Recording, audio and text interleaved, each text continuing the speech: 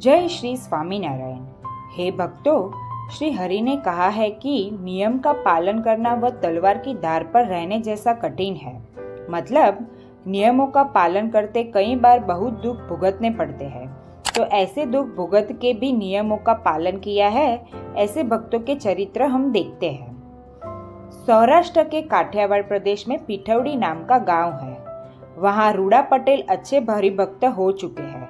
उनकी एक बहन थी, उनका नाम रुकबाई था। उनका ससुराल हड़ियाद गांव में रफाड़िया कुटुंब में था। उनके पति का नाम कल्याणभाई था। रुकबाई बहन का बचपन से ही श्री हरि में निष्ठा हो चुकी थी।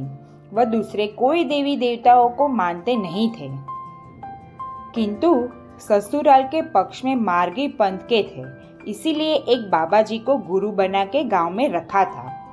रुक्माई बाई ससुराल में आए तब ससुराल वालों ने कहा, चलो हम गुरुजी के पास और गुरु मंत्र लेके कंठी बांध के आते हैं। तब रुकबाई बहन ने कहा, मैंने स्वामीनारायण भगवान की कंठी बांधी है, इसीलिए मैं दूसरों की कंठी नहीं बांधूंगी और तुम्हारे गुरु को मैं छूकर प्रणाम नहीं करूंगी, क्योंकि हमारे भगवान ने साधुओं को स्पर्श करने के लिए ना बोला है। रुकबाई बहन की बात सुन के पूरे घर के लोगों को पसंद नहीं आया, इसीलिए परेशान करना चालू किया और श्रीजी महाराज की कंठी तोड़ने के लिए फोर्स किया। रुकबाई बाई बहन तो दररोज सुबह 4 बजे उठ के नहा धो के पवित्र होके पूजा करते और घर घंटी से अनाज का आटा भी पीसते पीसते कीर्तन भी बोलते। ऐसी भक्ति देख के घर के सभी लोगों ने उपद्रव शुरू किया। दाल, शाक और कढ़ी में लहसुन डालते, इसीलिए रुकमाई बहन छाछ और रोटला खाने लगे। वह देख के सासू और ननद ने लहसुन लेके रोटले के ऊपर घिसना चालू किया, इसीलिए रुकमाई बहन केवल दूध पीने लगे। बाद में तो पानी के मटके में भी लहसुन डालना चालू कर दिया।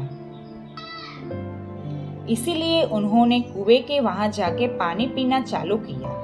इतने उपद्रव किए फिर भी सत्संग छोड़ा नहीं और कंठी तोड़ी नहीं, इसीलिए सास नलन ने पूजा छुपा दी और रुकबाई बहन के पति को उनके विरुद्ध बोल के कान भरने लगे। उसके कारण रुकमाई को मारने लगा।